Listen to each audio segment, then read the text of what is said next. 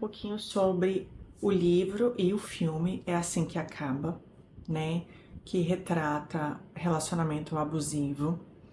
E existem várias pessoas falando, criticando, dizendo que pegou leve demais, romantizou demais. Mas eu tenho, assim, algumas questões, assim, que eu acho importantes a gente falar. Primeiro que é sempre importante falar do abuso. Nem sempre, se você colocar isso muito de cara, muito forte, as pessoas vão assistir ou vão ler ou vão terminar de assistir, por exemplo, o filme, que é a coisa mais fácil que as pessoas acham e é o que tá tendo mais repercussão. Então,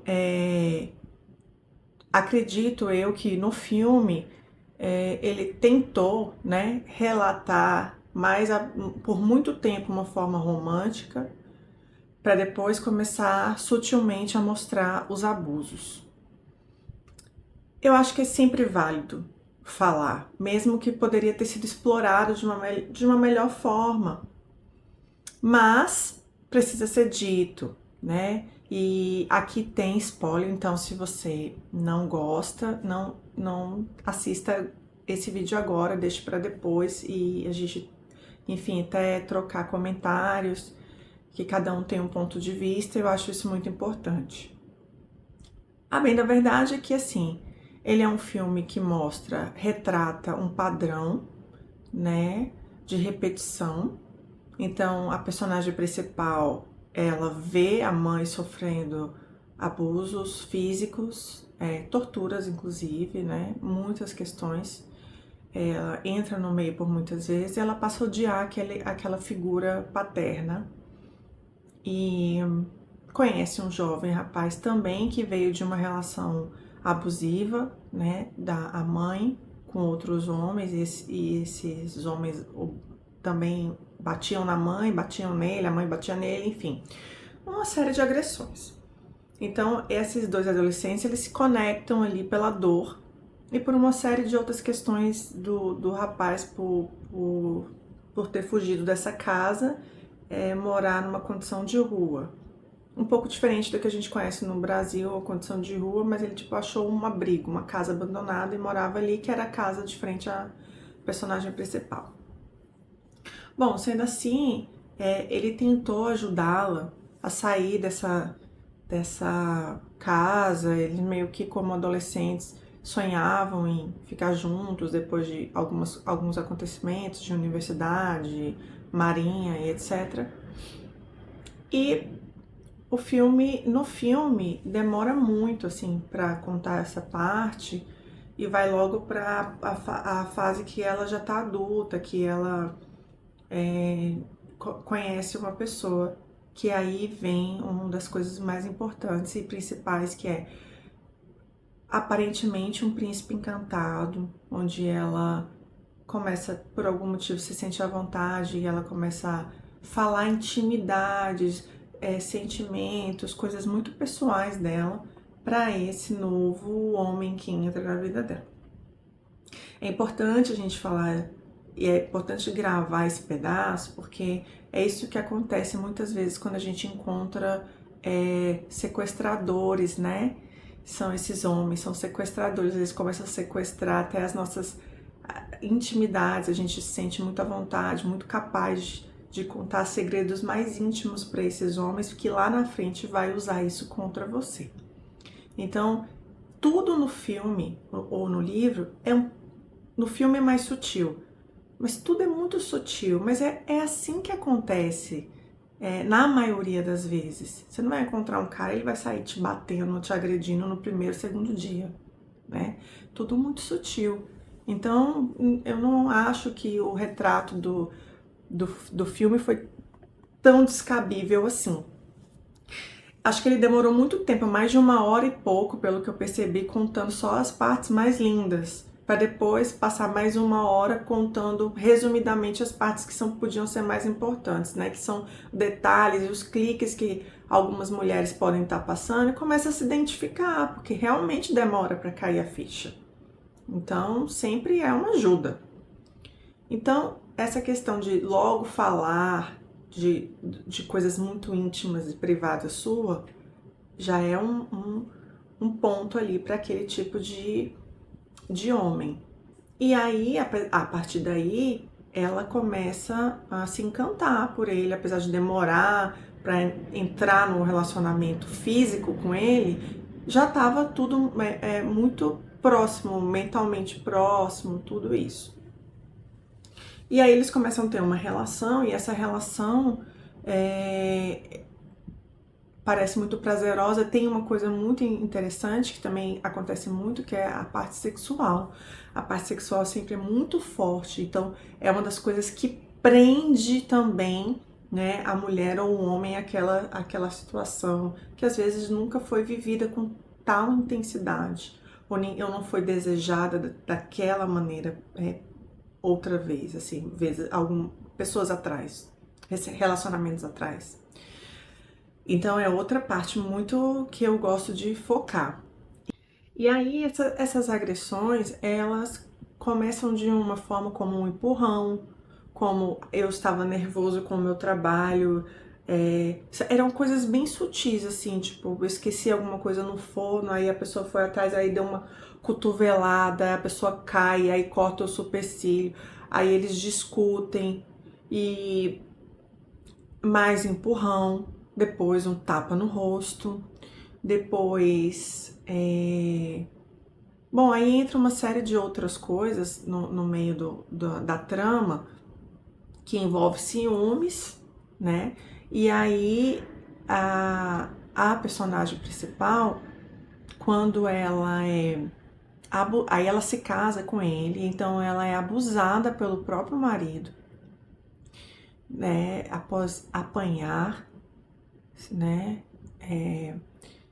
E já foi jogada de escada. E, bom, nessa última vez, é uma coisa que eu quero dizer muito forte, é o seguinte: a mulher, ela tá achando, ela fica com dó, depois que tudo que aconteceu, que ela foi espancada e estuprada, ela, por vezes, para tentar sair daquela situação, fugir, ela pensa, vou procurar tal pessoa. Não, mas o que vão pensar?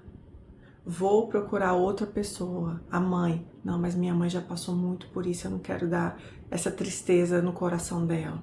Vou ligar para a polícia. Não, eu não vou ligar porque eu vou acabar com a carreira dele, com a reputação dele.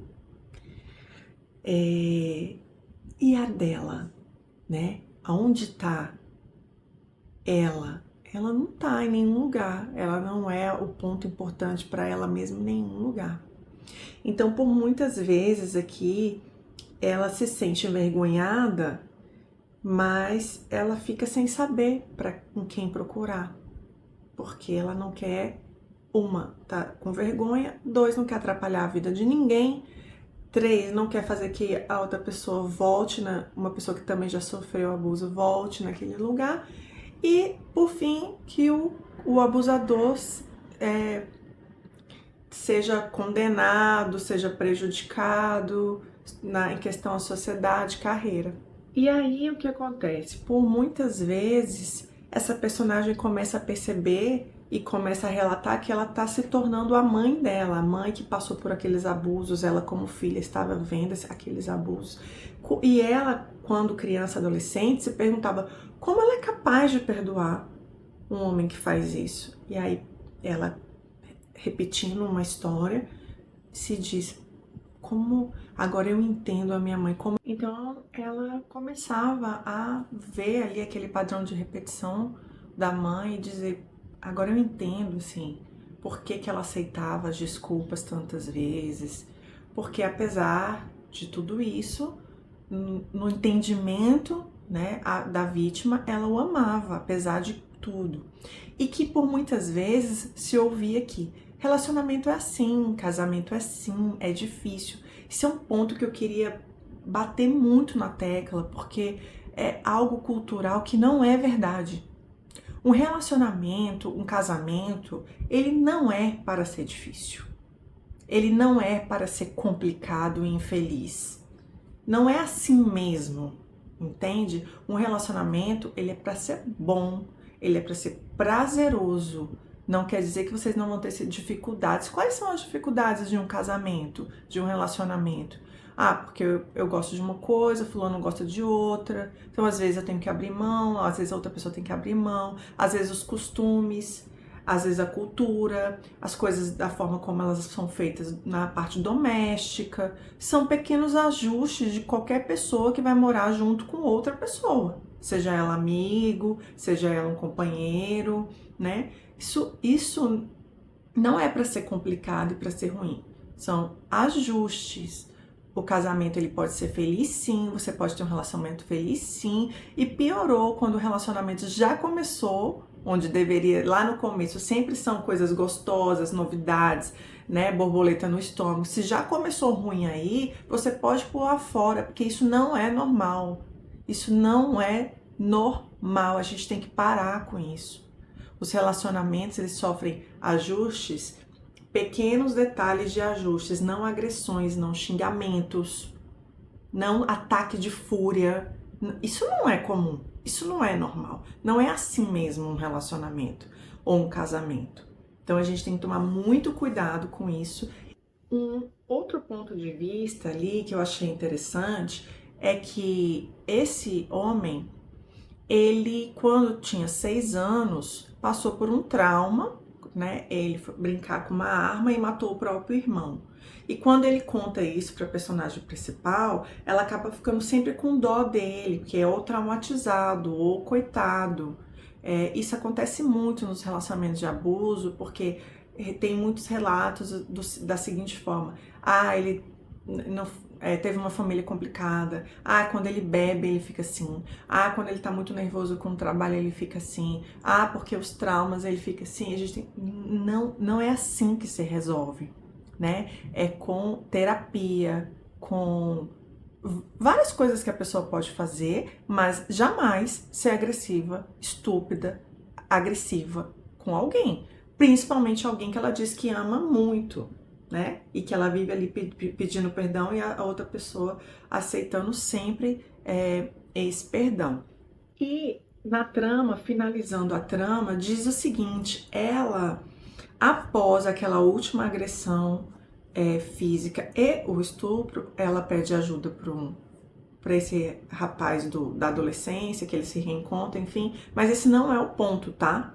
O ponto é que ela se culpa porque ela se reencontrou com esse cara sem querer no restaurante junto com ele. Aí ela não contou que conhecia esse cara. Tudo tipo assim, aí ele ficou nervoso e bateu nela. Aí ela, a culpa é minha, porque eu deveria ter falado que eu conhecia ele, que ele era fulano de tal. Não, a culpa não é da pessoa, mas o tempo todo ela se culpa. Tem vários gatilhos nesse filme ou nesse livro que são importantes a gente ficar atenta, e você, que se você estiver passando por isso também. E aí, após essa agressão, ela vai parar no hospital pela primeira vez, porque tem que levar ponto, e descobre que tá grávida de 12 semanas por aí. Então já tem um tempo mais na frente a gravidez.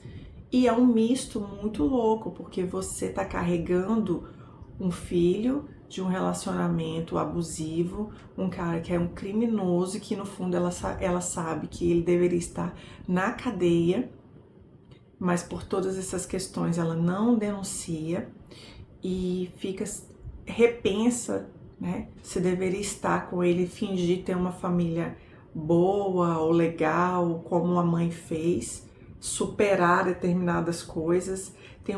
Quando ela vai falar com a mãe, eu achei interessante uma frase que é assim, que a mãe compreendia tudo isso, que era muito triste, mas que ela tinha que ter certeza de não perder o seu limite.